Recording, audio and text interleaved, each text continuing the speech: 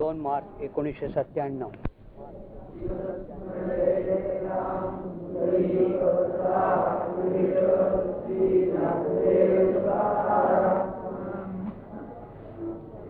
मागच्या रविवारी आपला काय विषय झाला? पोस्ट मॉर्टेम एक्झिस्टन्स, मरणोत्तर अस्तित्व. हे जे जगातले धर्म आहेत ना, आपला हा तर वैदिक धर्म, हिंदू धर्म, इस्लाम आहे, ख्रिश्चॅनिटी आहे, बाकीचे आहेतच, पण तो बुद्ध धर्म आहे, जैनिझम आहे. तर बुद्ध धर्माने पुनर्जन्म मानलेला आहे. ख्रिश्चॅनिटीमध्ये सुद्धा पुनर्जन्म होता, पण 3ऱ्या-4थ्या शतकामध्ये त्या पोपने एक मोठी सभा बोलवली आणि त्यामध्ये तो काढून टाकला.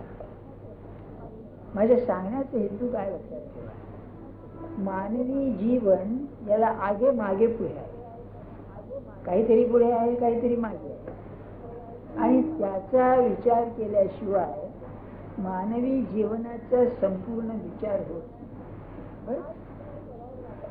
हा विचार करायला लागल्यानंतर एक अतिशय महत्वाची गोष्ट अशी निर्माण होते, विचाराच्या भूमिकेवर, की या जन्मामध्ये जे आपण करतो त्याचं खरं मूल्य काय, मग त्याला दिशा कोणची असावी, नाही का? नाही तर काय, खा पी मजा कर असं म्हणतोच आपण. मला एक आठवलं सहज, सॉक्रेटिसला जेव्हा विष दिलं आणि त्याला अशा फेऱ्या घालायला सांगितलं, त्यावेळेला तो काय म्हणाला, तो आत्म्याच्या अमरत्वाविषयी बोलत होता. तर तो काय म्हणाला, माझा देह जाणारच आहे म्हणला, पण माझे जे विचार आहेत ते विचार मानवतेला व्यापून राहतात. बघा कर्म काय आहे. जिजू असंच म्हणाला की मी जरी गेलो तरी घरोघर माझे विचार आहेत. रामकृष्ण म्हणाले माझी प्रतिमा, माझं चित्र घरोघर होईल म्हणाले. म्हणजे कर्म जे आपण करतो त्या कर्माला एक भविष्य आहे. ते कोणतं भविष्य आहे? तर सुखाचं किंवा दुःखाचं, पण या जगाशी संबंध असणारा अस्तित्व आहे, पण या जन्माला अस्तित्व आहे. तर मागच्या रविवारी काही गोष्टी सांगितल्या मी आपल्याला, थोडस त्यातले 2-3 उदाहरणं सांगतो. एक निरूपण झाल्यानंतर आपले मान्य मास्तर त्यांनी मला एक उदाहरण सांगितलं. ते काय होतं, ते म्हणाले एक ग्रस्त होता, त्याची बायको बाळंत झाली आणि त्यामध्ये ती मेली. तर मरताना तिने नवऱ्याकडून वचन घेतलं की मी पुन्हा लग्न करणार नाही, कारण त्या मुलाला सांभाळायची जबाबदारी सगळी तिने बाईने करते का नाही काय. पण आता मुलाला सांभाळायचं तान्या मुलाला म्हणजे पंचायत, म्हणून त्यांनी लग्न केलं. तर जी बाई मेली होती ना तिची वासना राहिली, आणि वासना राहिली इतकंच नव्हे तर ती अदृश्य रूपाने त्या पोराचं उदाहरणार्थ पाळण्यात ठेवलं की पाळणं आपोआप हलायचा. आपल्याला मी उदाहरण सांगितलं असेल, नसलं तर सांगतो. एका बाईचा नवरा मेला ना अकोल्याला, तर तिथे LLB झालेला मनुष्य संध्याकाळी आला, गोठ्यात बसला होता, साप चावलाच मेला. तर त्या बाईने घर झाडताना मोठी पेटी आले ना, एकदम आली त्याने आले. सांगण्यासाठी काय की दुसरं उदाहरण इथे आपल्याला निरूपणाला येणार आहे.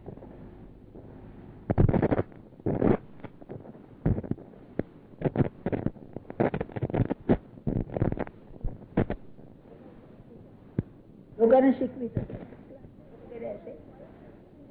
पण मला नेहमी विचारायचे 13 कोटी जग करायला किती दिवस लागतील हो, आणि ते गणित शिकवायचे, ते मला हिशोब करायचे, इथे झालं तिथे झालं. पेक्षा त्याचं प्रेम येणं जास्त आवश्यक. पण मनुष्य चांगला बरं का. तेव्हा ते गेल्यानंतर 2-3 महिन्यांनी त्या बाई गोंदवल्यात गेल्या. गोंदवल्यात गेल्या त्या समाधी उतरल्या आणि शब्द आले तेव्हा आले म्हणून बापाचे शब्द. आणि मग ती काय म्हणाली, तुम्ही इथं कसे? मी तिथून गेलो तिथं आलोय म्हणाले. हे बरं का नव्हे, गोंदवल्याचे जे सध्याचे ट्रस्टी आहेत त्यांचे वडील मला 2 वेळा म्हणाले, थकले होते, जाताना पाय गेलेले होते साधारण, तेव्हा म्हणाले मी असं सांगून गेलो महाराजांना, इथे देह सुटला की पहिल्यांदा गोंदवल्याला जायचं. बघा त्यांची प्रचिती कोणाला आली नाहीये, पण इच्छा बघा. पण दुसरं उदाहरण सांगतो. या उत्सवामध्ये मी गेलो असताना तिथे एक बाई आल्या, पोक्त बाई होत्या, त्यांचा कारखाना वगैरे असा. त्यांच्या नवऱ्याचं ज्ञानेश्वरीवर अतिशय प्रेम. म्हणजे किती ते मला म्हणायचे, यायचे दर्शनाला कधी भेटायचे की माझा अंतकाळ ज्ञानेश्वरी ऐकताना होऊ दे. कसं कोणाचं असतं बघा. कन्याप्रसंग होईल की म्हणलं, तुम्ही काय काळजी करता, होईल. आणि तसंच झालं. त्यांना डायरिया झाला, पाण्याचे जुलाब व्हायला लागले, गॅस म्हणतात ना ते सुरू झालं. आणि आता मला औषध नको म्हणाले. त्यांना श्रीमंत होते, डॉक्टर पुस्तक नाही घेतलं, ज्ञानेश्वरी काढा म्हणाले. आणि 8व्या अध्यायामध्ये मृत्यूचं जे आहे ना ते काढलं, त्यामध्ये पुढे म्हणले आता आणि प्राण शोधला. तर त्या बाईनं मी काय म्हणलं की पुढे काय झालं, थोडंसं त्यांची त्या 2 मुलांनी त्यांना नीट वागवलं नाही बाईने.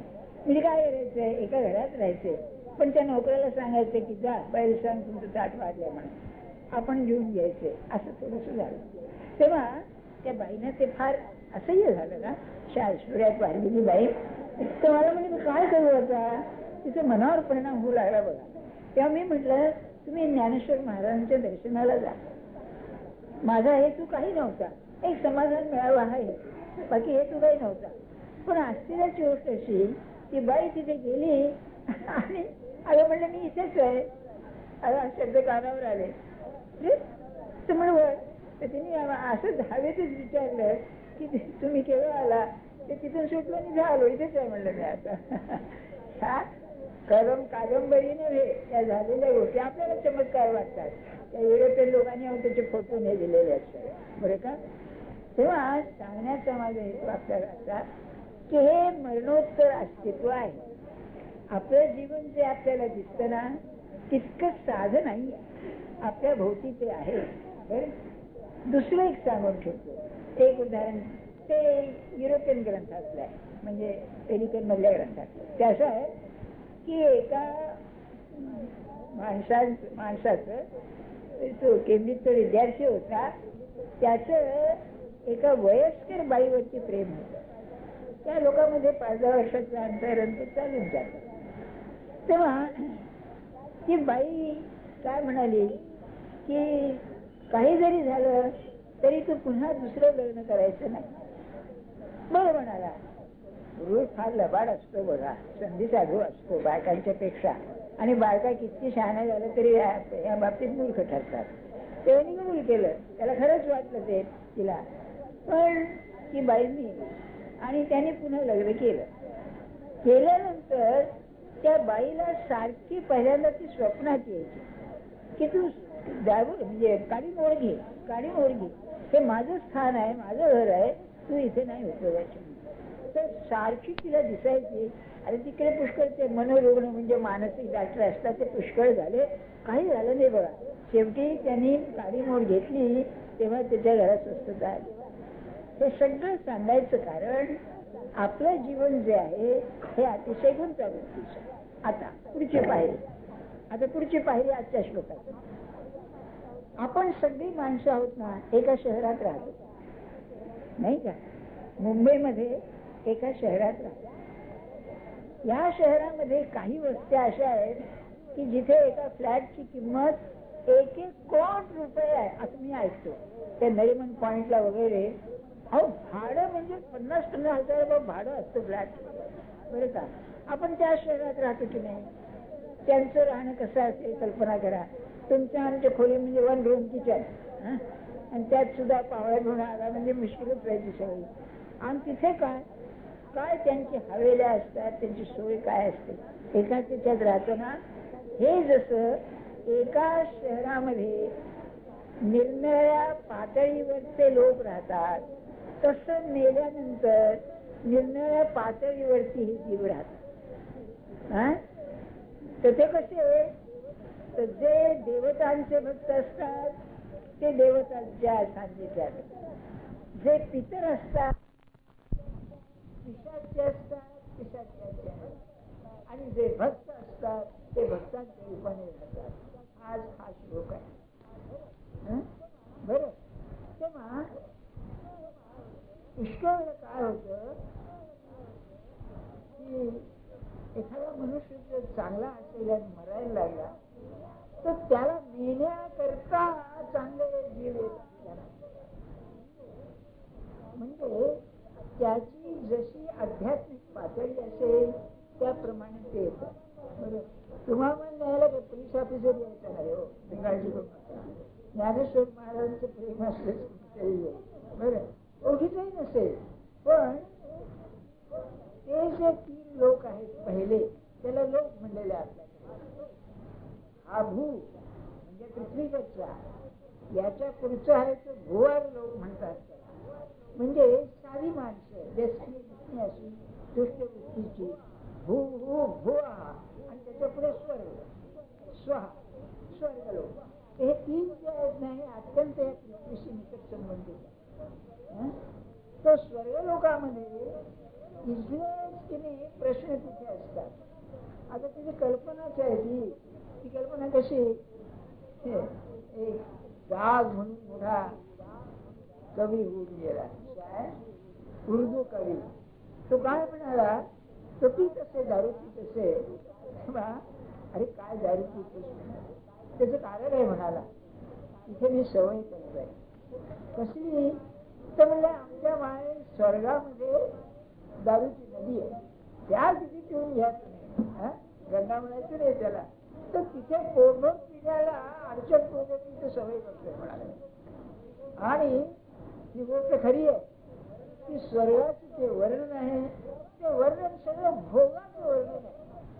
तिथे अप्सरा असतात आणि तिथे म्हातारा होतच नाही. ही एक खुरी आहे. नवरा म्हातारा पण त्या म्हातारा होते. आणि दारूची नदी आहे, दिसायचीच आपल्याला नाही का. सगळं कल्पवृक्ष आहे, मागाचे मिळतं तिथे. सांगण्याचा हेतू काय, या सगळ्या या जगाशी संबंधित असतात. आणि परमार्थाचं जर लक्ष असेल, ध्येय असेल, या तिन्हीच्या पलीकडे जाणार आहे. आणि त्या तिन्हीमध्ये अडकतो कोण, ज्याच्या वासना आहेत दृश्याबद्दलच्या तिथे अडकतो. ज्याच्या दृश्याबद्दलच्या वासना गेल्या ज्याची कामवासना राहिली आहे, ते वय काही का असे ना, तो इथेच अडकणार. आणि नाथाने असं म्हटलेलं आपल्या भागवतामध्ये की स्वर्गामध्ये सुद्धा द्वेष, मत्सर, मारामाऱ्या, गैरसमज हे इथे जसे आहेत तसेच तिथे. सांगण्याचा हेतू काय आपल्याला, ती म्हणणार आहे काय तुम्ही सांगताय. बरे का, सांगण्याचा हेतू असा की अंतकाळ आपला साधताना आपली चित्तवृत्ती जिथे असेल, जशी असेल तसं ते घडायचं. ते ध्यानात ठेवा. त्या चांगली जी असतात त्यांना रक्षण करणाऱ्या देवता मागे असतात, आणि ज्यांचे चांगलं नाही, हेतू शुद्ध नाही, त्यांना रक्षण करणारे नसतात. ते ध्यानात ठेवा आपण. हे फार अवश्य आहे बरं या बाबतीत. आमच्याचा द्वेष करीत जर मी गेलो तर माझ्या बाबतीत कोण येणार, हे असलेच लोक येणार, असलेच जीव येणार. हे सांगण्याचा हेतू आपल्याला असा की त्या श्लोकामध्ये सांगताना भगवंताने ज्ञानेश्वर महाराजांनी थोडक्यात वर्णन केलेलं. असं आहे, पहिल्यांदा परमात्मा म्हणताय की खरं म्हणजे सर्व विश्वामध्ये माझी सत्ता, माझी सत्ता असल्यामुळे हे जे पितर आणि क्षुद्र देवता आहेत या सर्वांचा मी मालक.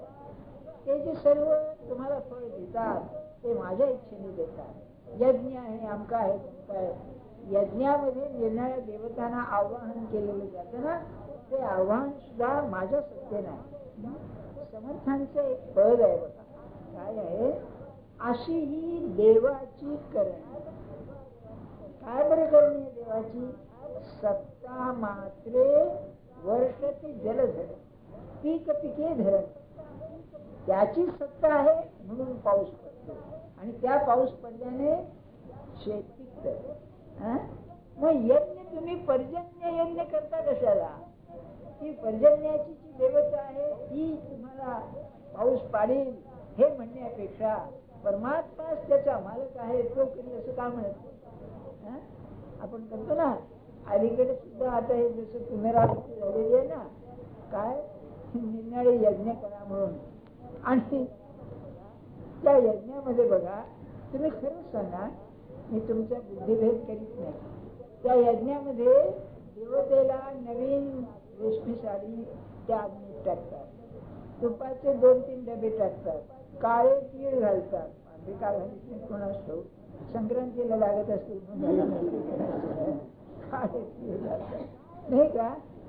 काय किती त्याच्यामध्ये अन्न असतात नाही का? बरं तुमची अशी खरी निष्ठा असते का केल्यानंतर पाऊस पडेलच म्हणून नाही का? माझ्या म्हणण्याचे हेतू काय, परमात्माला म्हणायचं आहे की अहम ही सर्व यज्ञानां भोक्ताच प्रभुत्व. एक सत्ता सगळीकडे काम करते आहे. कशी बघा, आपलं सरकार आहे ना, आपलं म्हणजे कोणत्याही देशातलं सरकार, त्याची खाती किती असतात? निरनिराळी खाती असतात. प्रत्येक खात्यामध्ये अधिकारी निराळे, त्यांचा स्वभाव निराळा, त्यांचं कार्य निराळं, पण सत्ता कोणती? एकाची सत्ता. हे जसं तसं निरनिराळे जीव इतर झाले, भूतखित झाली, शूद्र देवता झाल्या, हे काही जरी असलं तरी सत्ता एकच त्याची आहे हे ओळखून तू जीवन घालव हे भगवंताला सांगायचं. आणि ज्ञानेश्वर महाराज 2-4 ओव्यातच तसंही सांगितलं बघा, येरवी पाहे पांडुसुता यज्ञोपहारा समजता मी वाचून भोगता गवण आहे. तुम्ही अग्नीमध्ये ते घातल्यानंतर ते जातं कोणाकडे? भगवंताकडेच जातं ना शेवटी. मग मी सकळा यज्ञांचा आधी आणि यजना मीच आवडली. तुझेच जर सर्व ध्येय असेल तर मीच आहे. माते चुकवणी दुर्बुद्धी देवा भजले. ज्ञानेश्वर महाराज केवढे धाडसी आहेत बघा, हे देवावर विश्वास ठेवणारे आणि म्हणाले मला सोडून देवाला बसतात, देवतेकडे जातात. म्हणजे हे त्याची चूक आहे, अध्यात्मदृष्ट आहे, बरोबर नाही असं सांगा. पुढे म्हणाले गंगेचे उदक गंगे जैसे अर्पिजे देव पितरो देशे माझे मज देती तैसे आनानी भाई. गंगेमध्ये गंगेला अर्घ्य देताना गंगेचं पाणी घेऊन देतात, तसं ह्या बाकीच्या ज्या देवता आहेत यांची पूजा होताना शेवटी माझीच पूजा होते, माझ्यातूनच ती. शेवटी म्हणतात मग म्हणून ते पार्था माते न पवितीच सर्वथा मग मनी वाहिले जे असतात ती झाली. म्हणून या यज्ञोपकार करण्याच्या लोकांना माझी प्राप्ती होत नाही. लवकर आठवत तुम्ही आता कुठले यज्ञ राहिले काय राहिले बरं का? सांगण्याचा हेतू काय मला आपल्याला, मग त्या क्षुद्र देवतांचा किंवा पितरांची ही उपासना करणाऱ्याची गती काय होते? यांती देव वर्ता देवा. जे देवतेची उपासना करतात त्या देवतेकडे जातात. पितृयांती पितृवता, इतर जे असतात ते त्यांच्याकडे जातात. सांगतो आपल्याला भूत आणि यांती भूतेच्या भूतखेत असतात त्यांच्या मागे, आणि यांती जे माझीच हे करतात ते मला येऊन येतात. ते सांगायचं आहे खरं. आता 1-2 उदाहरणं सांग. काय होते मी तुम्हाला एकदा सांगितलं ना, मी तर्कशास्त्र शिकवत असताना त्याचे 2 भाग असतात. एक विगमन आणि निगमन, म्हणजे ज्याला इंग्लिशमध्ये डिडक्शन आणि इंडक्शन. काही गोष्टी गृहीत धरून असते तर्क चालतात, त्याला की नाही प्रत्यक्ष वास्तवाचा आधार नसतो, पण वास्तवाचा आधार असलेलं इंडक्शन आहे. बाप दाखवून कशा अर्थात निरीक्षण पाहिजे, निरीक्षण असल्याशिवाय. आणि सायन्स सगळं इंडक्शनवर अवलंबून, त्याशिवाय प्रगतीच नाही सायन्स. त्यामुळे ती उदाहरणं मी सांगतो, म्हणजे मी सांगतो त्या वेगळ्या अर्थ आहे असं सांगतात. काय आहे की आपण जेव्हा ह्या देवता म्हणतो ना, तेव्हा खरोखरच काही लोकांना देवता वश असतात. एक सुंदर उदाहरण सांगतो आपल्याला. रामकृष्णांच्याकडे एक वादविवादाला पंडित आला. त्या पंडिताची इमर्सी तिथे एक लोटा होता. तो लोटा त्याला देवतेने दिलेला होता. तर लोटा जवळ ठेवून तो बोलायला लागला की कोणाचाही पराभव करतो. तेव्हा रामकृष्ण अशिक्षित असे होते, त्यांच्या ती बरोबर लक्षात आली गोष्ट. त्यांनी गेले तो वादविवाद केला, तो लोटा पळवला, त्याचं खोटलं सगळं. खरं असं बरं का. तेव्हा या देवता मदत करता जर शक्यच नाही. अगदी अहो तुमच्या कुलामध्ये जर एखादी कुणी चांगली उपासना करणारी व्यक्ती होऊन गेली तर ती सुद्धा तुम्हाला मदत करते. बरं, तुम्ही हे देवता मदत करतील काय आहे, चांगले आणि वाईट दोन्ही होऊ शकतं बरं का. म्हणून यांची देवव्रता देवा त्या देवतेंच्याकडे जातात. पुष्कळशा देवता अंगात येतात, त्याला घुमणं म्हणतात ना. त्या यास दसऱ्या विसऱ्याच्या येतात, ते मटकं घेऊन बागाने घेऊन त्याच्याने एक प्रकारे ऑटो हिप्नॉटिझम असतं. स्वयं म्हणजे तंत्र निर्माण करणं. ते काही अगदी सगळं खोटं असतं असं नाही आहे, हे ध्यानात ठेवा. पण तसं कुणी करू नका बरं का. त्यापेक्षा देवाच्या नावाने घुमणं बरं, आला तर तोच येईल. होय, त्रास देणार नाही.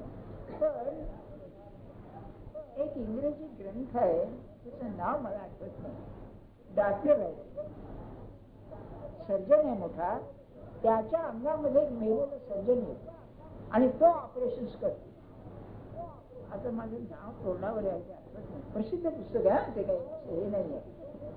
काय आहे, तो मेलेला आहे, त्याच्या इच्छा राहिली ऑपरेशन करायचं, आणि हा मीडियम म्हणजे त्याला माध्यम म्हणतात तो आहे.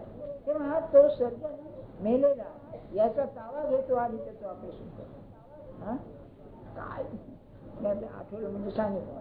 बरं, सांगण्याचा हेतू काय, ह्या देवतांचं असं असतं बरं की ती जर एखाद्याला प्रसन्न असली तर तो गाऊ लागला, काय गाऊन जाईल, ती देवता जाते म्हणजे मजा मार. तसंच तो धंदा करीत असला त्यामध्ये ती मदत करते. म्हणून यांची देवव्रता देवा ही गोष्ट अगदी खरी आहे शंका. तसंच बाकीच्या क्षेत्रामध्ये ज्याची तुम्ही उपासना करावी ती उपासना. पुष्कळ असं होतं बघा की हे वैद्य असतात ना, त्यांना काय अलीकडची साधनं नव्हती. मी आपल्याला एक उदाहरण सांगितलं नाही, हरगोविंद म्हणून मी पाहिला, आमच्या कायस्थ होता हैदराबादचा, तो उर्दूच्या याच्यामध्ये राहिलेले बरं का. तर त्याच्या कुलामध्ये कायस्थ म्हणजे मध्य प्रदेशचे हिंदू लोक इकडे आलेले, त्यांचे रिवाज पुष्कळशे मुसलमानासाठी असतात, ते पण उर्दू मध्ये अगदी प्रवीण असतात ते लोक कायस्थ. तेव्हा त्याच्या अंगी की नाही एक देवता यायची, काय त्याची जो नाडी हातात धरायचा. म्हणजे मला आमच्या आईला 1918 साली इन्फ्लुएन्झा झाला आणि दोन्ही लंग्स अफेक्ट झाल्या होत्या. तेव्हा एक फटके म्हणून डॉक्टर त्यांनी सांगितलं की म्हणलं आता 2-4 दिवसाचा अवधी आहे, त्या ते अँटीफ्लॉजिस्टिन म्हणे काहीतरी होतं बघा, ते असं लावायचे पांढरं आहे. काही नाही म्हणे, काही नाही, आधी बेशुद्धी होती. तेव्हा त्याला बोलावला बरं का. तो आला, हातपाय घेऊन आला, व्यवस्थित बसला, नाडी धरली आणि 5-10 मिनिट डोळे झाकून असा मान खालीवर करू लागला. आणखी तो काय म्हणाला की म्हणलं इनको धोका तो बिलकुल नाही, म्हणजे जीवाला धोका नाही. आणि मग त्यांनी काहीतरी गोळ्या दिल्या, ते आपोआप बरं वाटलं. तर मग औषधाला मीच जायचा. माझं 15 वर्षाचं नाही, 10 वर्षाचं होतं. तेव्हा आम्ही जायचा, तर मी बनायचं त्याला की देखो हे आप क्या करते हो जब आप आंखें बंद करते बैठे हो तो आप क्या करते हो. तर ते काय म्हणाले, नाडी हातात असते, माझ्या देवतेला मी आवाहन करते की मला काय आहे ते सांग आणि मी काय औषध देऊ ते सांग बरं का. तेव्हा त्याची पण प्रॅक्टिसची गंमत अशी, त्याने पेटी ठेवलेली, मागायचं नाही, फक्त तुला वाटेल ते टाकायचं बरं. मेहनत त्याची त्या काळामध्ये 800,000 प्रॅक्टिस होती, आज काय 50,000. नाही, माझ्या म्हणण्याचं तू लक्षात आलं तुमच्या की ह्या देवतेचे असं असते. माझ्या मते एक तुम्हाला सांगून ठेव की जे भक्त आहेत त्यांना जर खरोखर देवतेची मदत पाहिजे असेल तर देवतेपेक्षा एका संताला घटलं धरावं, माहिती बरोबर मदत करतो आपल्याला. किंबहुना सद्गुरूचं महत्व हे आहे, काय म्हणतो शब्द सांगतो हा. महाराज एकदा असं म्हणाले की आजपर्यंत रामाने माझं ऐकलं नाही असं कधी. त्याला फार मोठा अर्थ आहे बरं का, नाही का. आमच्याजवळ वजन आहे असं म्हणतो ना, नाही तशापैकी आहे. किंवा तुलसीदासांनी हे केलेलं आहे, काय म्हणतात त्याला, पण केलेली आहे, शब्द श्रेष्ठ केलेला आहे. 2 मिनिटात सांगतो आपल्याला की तुलसीदासांनी अर्ज केला, रामा तुम्हाला आपला म्हण, एक बार एक वेळेला की मला तू माझा आहेस असं म्हण. तेव्हा अर्ज आला दरबारामध्ये, त्यांचा राज्याभिषेक होता. अर्ज आल्यावर त्याने मारुतीला सांगितलं किंवा तू एवढा तुझं भक्त जवळचा हा अर्ज रामापुढे दे. तो काय म्हणाला, अरे माझ्यापेक्षा सीतेकडे दे, मला सीतेचं वचन जास्त आहे. तो म्हणलं कसं काय, अरे हा बांगड्यांचा वशीला आहे, हा जास्त महत्वाचा आहे. आणि सीतेला मारुतीने असं सांगितलं, राम खरे प्रसन्न असतील त्यावेळेला हातात दे. आणि त्याने दिला. बरोबर सीतेला म्हणलं काय, राम म्हणाला काय बुवा. तर म्हणले हा भाषेचा अर्ज. त्यांनी दरबारात सगळे बसलेले साधू लोक होते, त्यांना म्हणलं किंवा असा असा अर्ज आलेला आहे, तेव्हा तुलसीदास तुम्ही ऐकलंय का. संत म्हणाले हो आम्ही ऐकलंय बा म्हणाले. आणि त्याचं नाव तुलसीदास आहे खरं, पण त्याला राम बोला असं म्हणतात. इतकं तो राम घेतलं. तर म्हणलं काय करू. नाही म्हणलं चांगलं आहे, सही करून टाका म्हणजे त्याच्यावर. बरे का, तुम्हाला वाटेल हे सगळं सिंबॉलिक आहे, प्रतिकात्मक आहे, याला अर्थ आहे. आता महाराज असं म्हणाले त्याने माझं ऐकलं नाही असं कधी झालं नाही. म्हणजे काय, त्यांना म्हणाले माझ्या हातात ज्यांनी आपला हात दिला तो सरळ रामाच्या हातात नेऊन दिला. ही सगळी भाषा किनी यायची, त्याला घट्ट धरावं.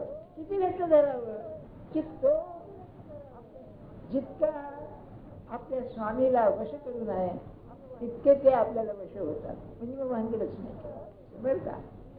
दुसरं, आपण जेव्हा या सिद्धी म्हणतो ना, या सिद्धी म्हणजे ह्या देवता असतात, या शक्तिरूप असतात, या देवामध्ये काम करतात.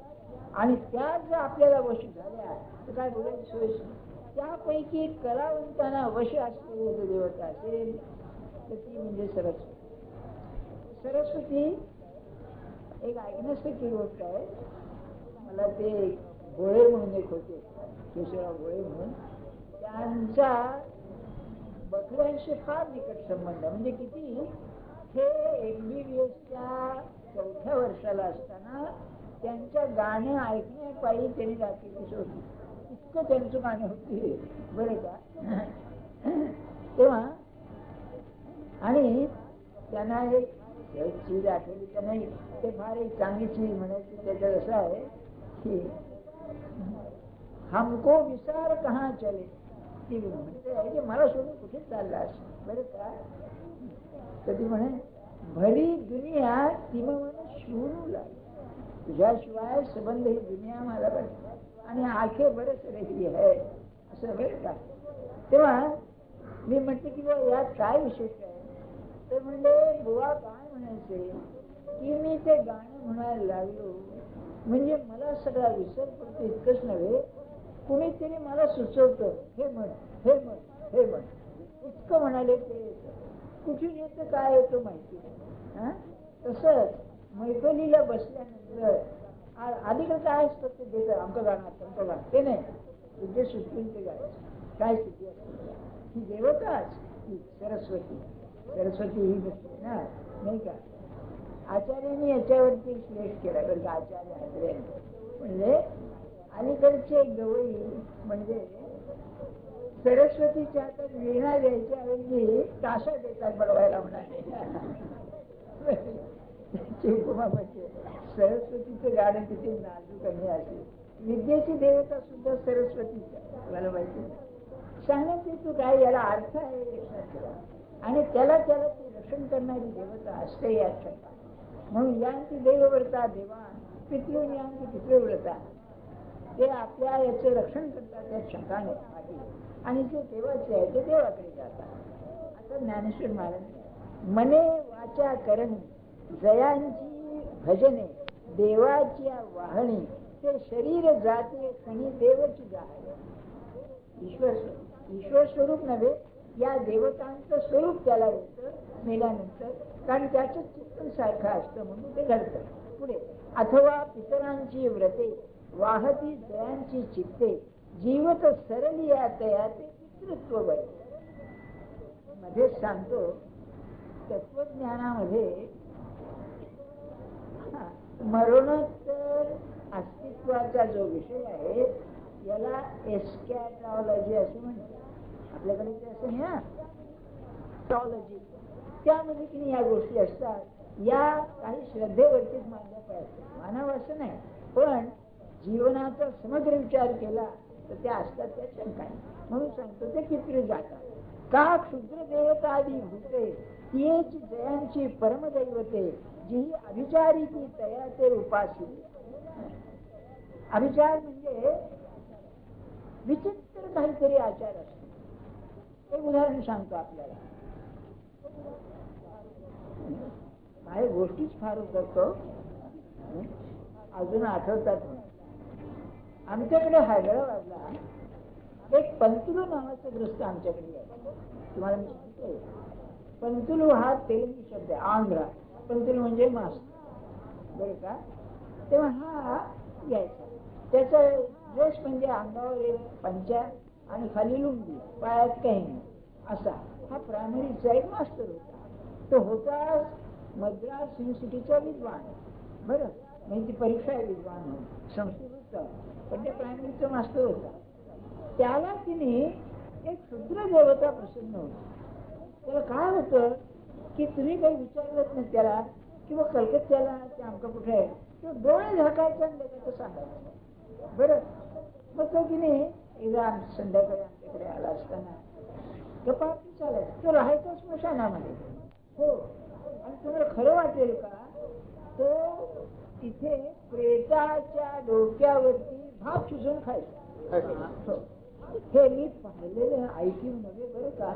तुम्हाला माहिती आहे ना, प्रेता स्मशानाची खून म्हणजे बाहेर मडकी लावून त्याला पांढरा चुना लावलेला असतो, तसं याच्यामध्ये, बरं का. तिथल्या भाषेमध्ये इरणा गुट्टा म्हणून एक होतं. गुट्टा म्हणजे इरणा गुट्ट्यामध्ये तो खायचा. अरे म्हणजे तुला केवळ येत नाही का, तर काय म्हणाला, भात शिजून घालत तुझ्या तर संबंध काय असला म्हणतो, बरं का. तर त्याची सिद्धी सांगतो आपल्याला. क्षुद्र देवता ते आला असताना आमच्याकडे deputy director of public health ग्रस्त आले महाराष्ट्र, बरं का. ते आल्यानंतर तिथून 40 मैलावर एक त्यांचं फार्म होतं, शेत होतं. तेव्हा आपली गमतीच म्हणून पत्नीला विचारले की उर्दूमध्ये बोलायचं त्याच्याशी, वही क्या आहे इनके खेत में क्या आहे, म्हणजे याच्या शेतात काय आहे. सव्वा सहाच साधारण अंधार व्हायला लागला होता. त्यांनी डोळे झाकायचं आणि सांगायचं तिथे एक घर आहे, त्या घराची दिशा आमची आहे, त्याला खिडक्या आहे, त्याला अमका आहे. तर म्हणलं शेतामध्ये काय आहे. काय म्हणलं, आता अंधार पडायला लागलाय, मला स्पष्ट दिसत नाहीये, किंवा बाजरी किंवा ज्वारी असावी, बरं का. ही त्याची स्थिती बघा.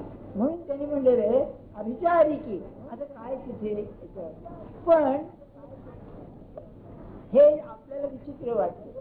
माझे एक क्लासमेट होते, वर्गमित्र, त्यांचे वडील पोलीस ऑफिसर होते मुंबईमध्ये, बरं का.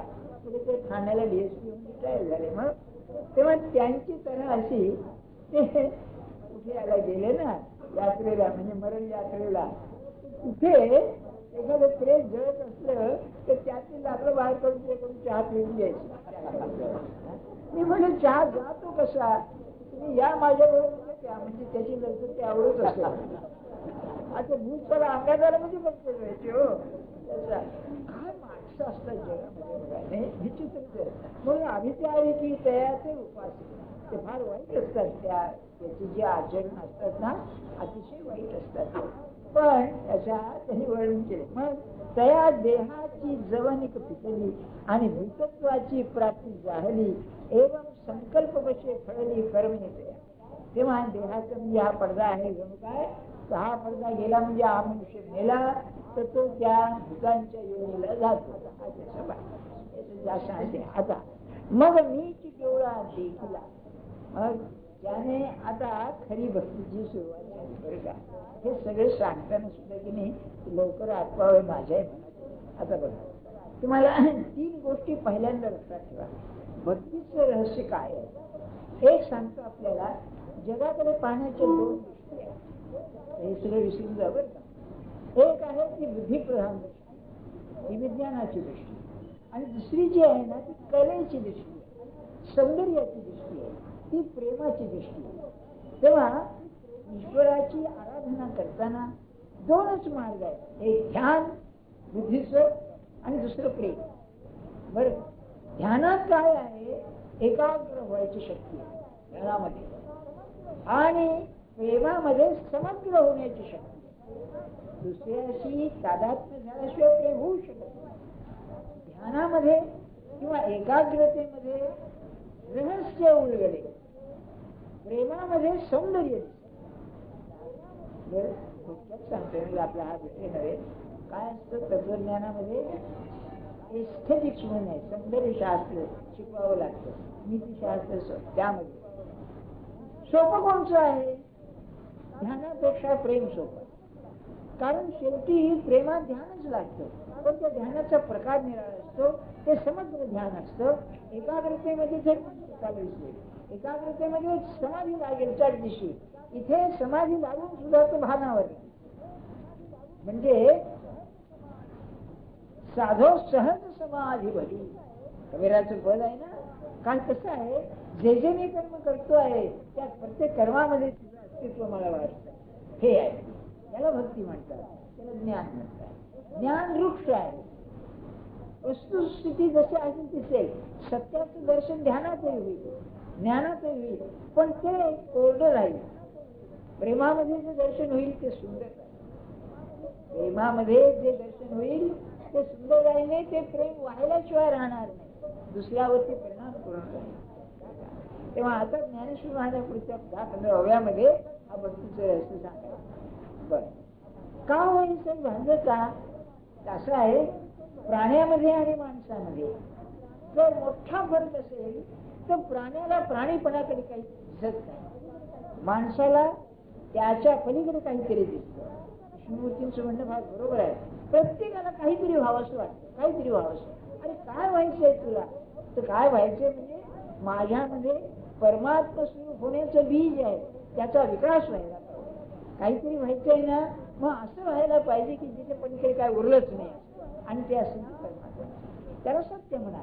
ज्ञान त्याला सत्य म्हणेल, आणि याला त्याला प्रेम म्हणेल. दुसरं काही सही पडणार नाही.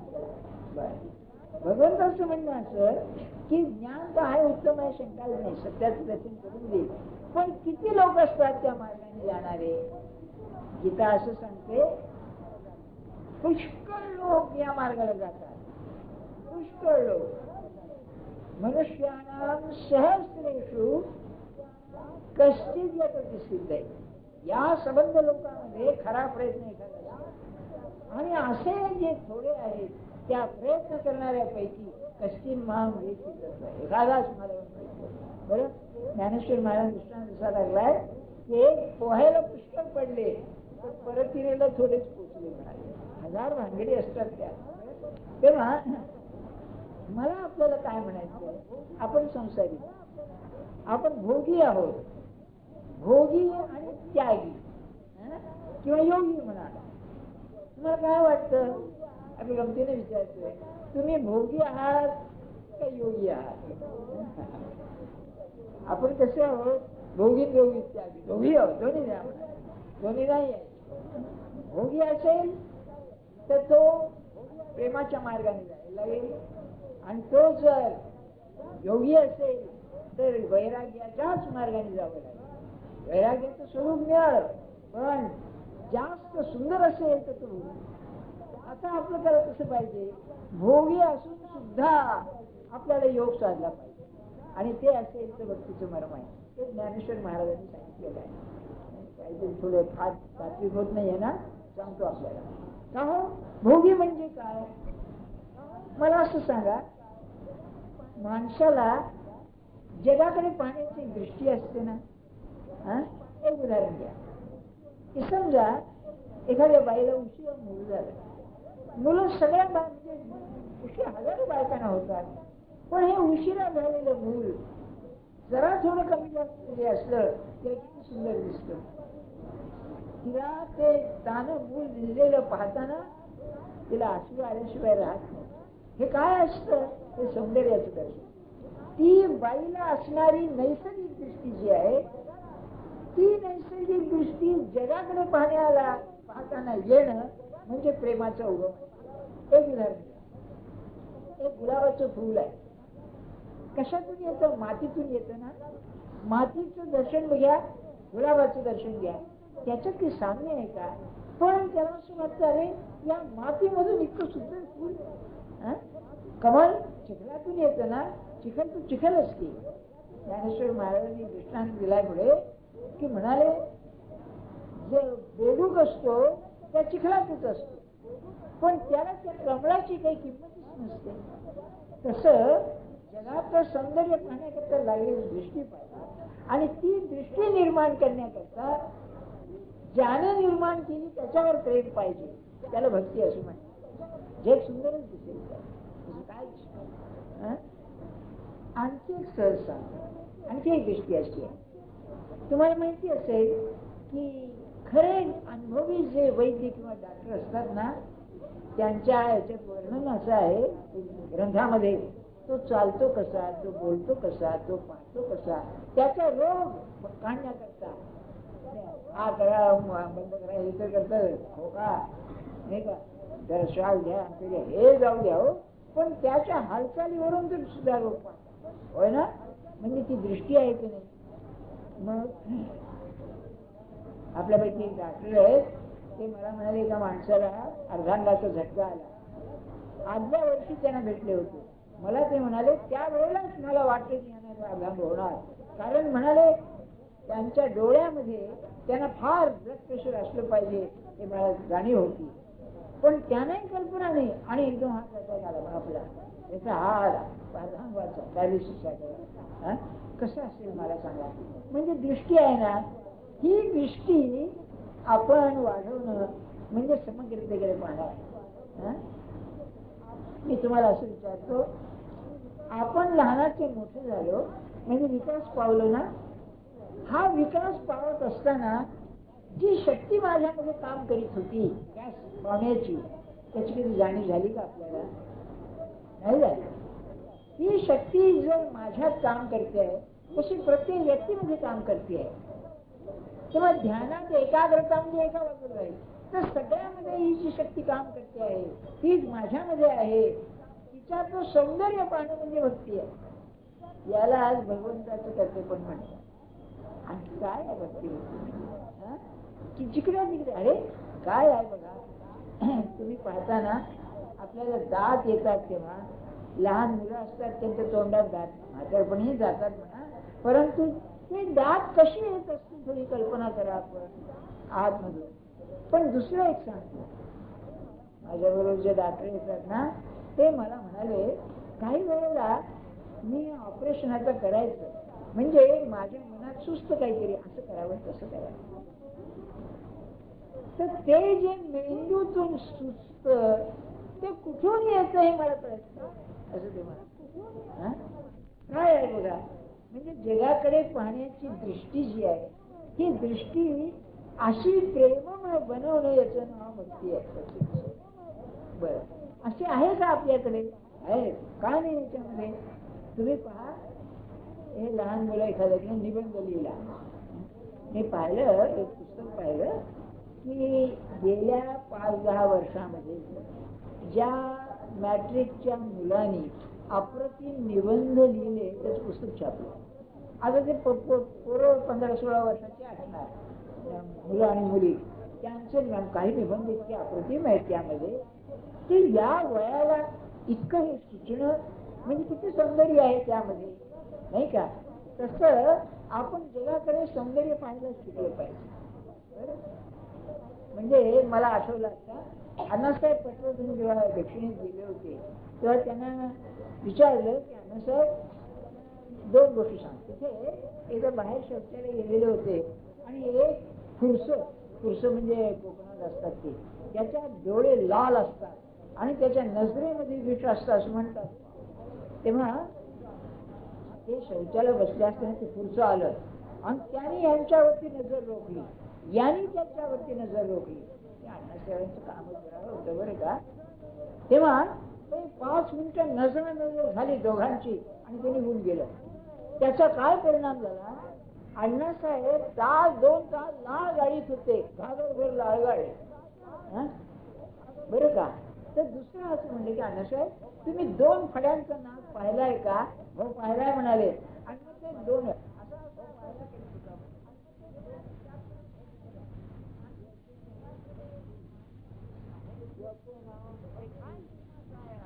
याचं नाव भक्ती. भक्ती म्हणजे काय, जिकडे पाहती. किंबहुना मी असं म्हणे जगात जाऊ द्यावं, आपल्याकडेच पाहावं. काय मी लहानपणामध्ये होते, मोठेपणी काय झालं, पोरबाळ काय झाले, मी कसं काय आहे, हे सगळं पाहिल्यानंतर त्याचा आलेख ग्राफ काढला तर सुंदरच यात शंका नाही का. त्याच्या त्यात एखाद्याचं मंत्री झालं तर काय आहे काय. तुम्हीच बघा पुष्कळ वेळेला या मुलीचं लोक कसं व्हायचं, बावळट आहे आमकाय, आणि पाहावं हिच्यापेक्षा संसार तिला चांगला होतो. सौंदर्य नाही का यामध्ये. सौंदर्य म्हणजे काय हो, नाही का. सौंदर्य म्हणजे काय, पहिली गोष्ट असेल ना, सौंदर्य म्हणजे पाहायला बरोबर पाहणाऱ्याचं समाधान झालं पाहिजे. बरं, आश्चर्यवत पश्यती कशी गीतेमध्ये सांगितलं, या आत्म्याला पाहून शाळेला आश्चर्य वाटते, आश्चर्य वाटते. बरं का. पुढच्या रविवारी मी 2-4 आश्चर्य सांगेन तुम्हाला. एक सांगतो आता की बर्नार्ड शॉ काय म्हणाला की जेव्हा हे मोठे मोठे व्याख्यान देतात बरं का, तेव्हा सामान्य मनुष्य कॉमन मॅन असा उल्लेख करतात. तो म्हणाला मी 40 वर्ष लंडन मध्ये शोधतोय सामान्य मनुष्य, मला काय आढळलं नाही. तुम्ही आश्चर्य नव्हे काय, कारण कोणताही मनुष्य सामान्य नव्हे. त्याचे व्यक्तिमत्व असतं त्याचं, हे त्याच्यावरच असतं. तो सामान्य नव्हे, काही ठिकाणी असामान्य. आणि ही गोष्ट खरी आहे की आश्चर्याचं असं एखादा असामान्य मनुष्य असून सुद्धा त्याच्यातलं सामान्य इतकं सामान्य असतं की असामान्य कसा हे वाटणं आश्चर्य. आणि बाकीच जन्मभर ज्ञानेश्वरी ऐकून पुन्हा जैसे थे राजा चमत्कार आश्चर्याचं काय सांगू आपल्याला. प्रेमामध्ये खरंच म्हणून गीता आश्चर्य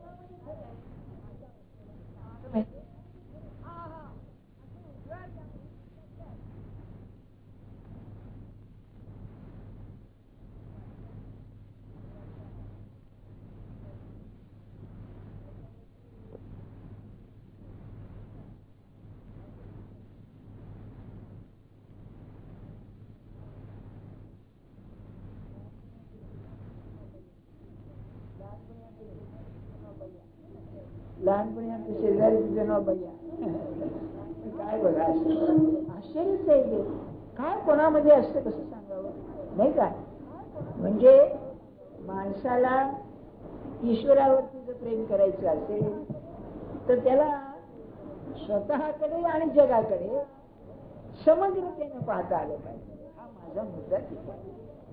तुम्ही जेव्हा एखादं बिल्डिंग पाहता त्याच्यामध्ये की नाही समता असते, त्याला सिमेट्री म्हणतात. बरं का. माणसाच्या देहामध्ये दोन्ही साम्य असतं पण पूर्ण साम्य कधी नसतं. ते माणूस निर्माण करू शकतो. तुमच्या डोळ्याचे 2 नंबर निळाले, तुमचे हात पाहिले ते त्यांचं समत्व निळालं, पायाचं समत्व निळालं. कशामध्ये साम्य आहे म्हणतात. साम्य भेटच असतं पण माणूस काय करतो, त्याचे 4 खांब 2 इकडे 2 लावले बरोबर सारखी करतो, सौंदर्य निर्माण करतो. म्हणून कवी किंवा चित्रकार याच्यामध्ये किंबहुना गाण्यामध्ये सुद्धा ते जर स्वर बिघडले, एकमेकाचे शत्रू असले, काय गातोय म्हणायचं नाही का. माझ्या म्हणण्यात हेतू काय, हे समत्व या बाहेरच्या विषमत्वामध्ये शोधून काढणं त्याचं नाव भक्ती. माझ्यावर प्रसंग आला, काय प्रसंग आला बुवा, अरे पण त्यातून निभावलं. हे पाहण्यामध्ये जे सौंदर्य आहे ते भानगडीच नको म्हणतात.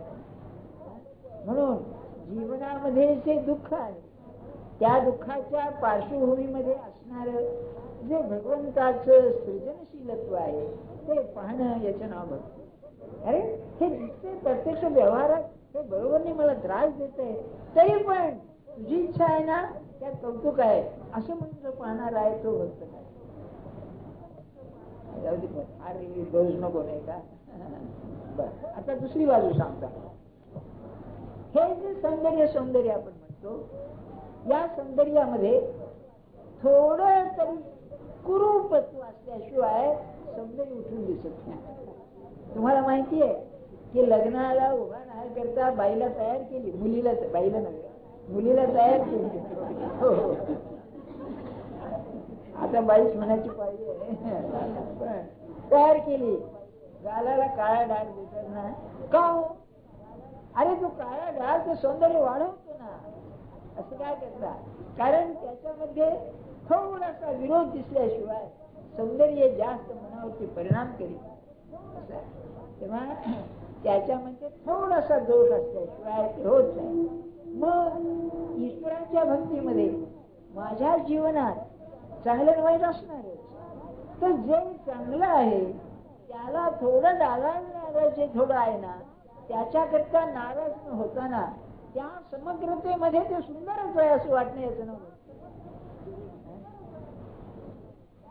आणखी आपल्याला काय आहे, मनुष्याची सारखी धडपड कशा करता असते, शांत व्हावं, सुख व्हावं, मनुष्याला आनंद मिळावा याकरता त्याची सगळी धडपड. बरं का, आपण जे कपडे शिवायला देतो, काय शिलाई 300 रुपये सगळ्याला पडतात. बरं का, अशा 300 रुपये सगळ्यात घालायचं काय हो, नाही मला कल्पना नाही.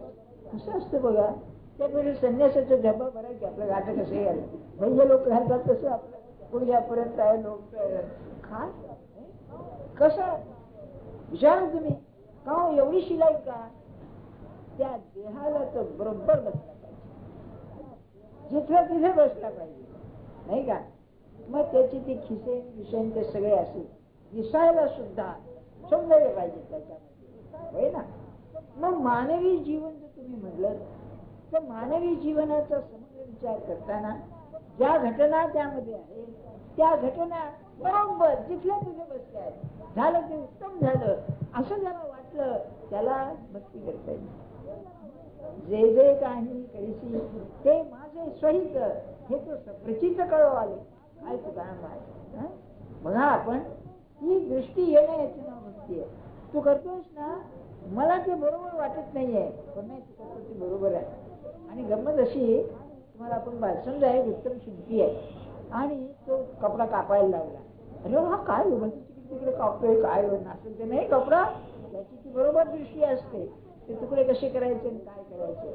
त्याही पेक्षा काही शिल्पी असे असतात चिंध्यातून की नाही नवीन निर्माण करतात, आहे ना, गोधड्या बिगड्या करतात की नाही, त्याला काय.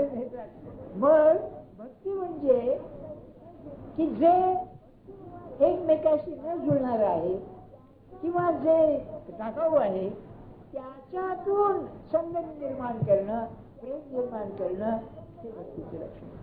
माझ्या जीवनामध्ये काही जे घडणार आहे, घडत आहे, त्या सगळ्यामध्ये अरे त्याचा हात आहे, तो प्रवीण आहे, एक्सपर्ट आहे, तो सगळ्या याच्यामध्ये विशारद आहे, तो कसं असं करील, तो करते ते उत्तमच आहे.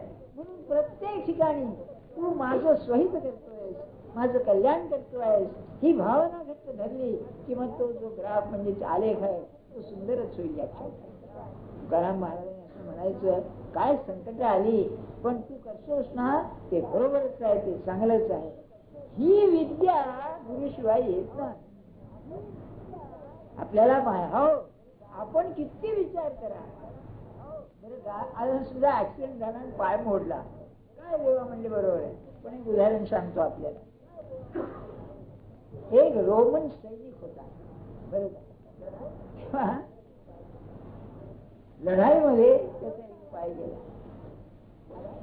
तो परत आला लढाईवरून, आल्यानंतर अरे काय झालं भाऊ म्हणाले, अरे असं का म्हणतो, आणि ज्याचे 2 पाय तुटले त्यापेक्षा बरे की नाही म्हणले.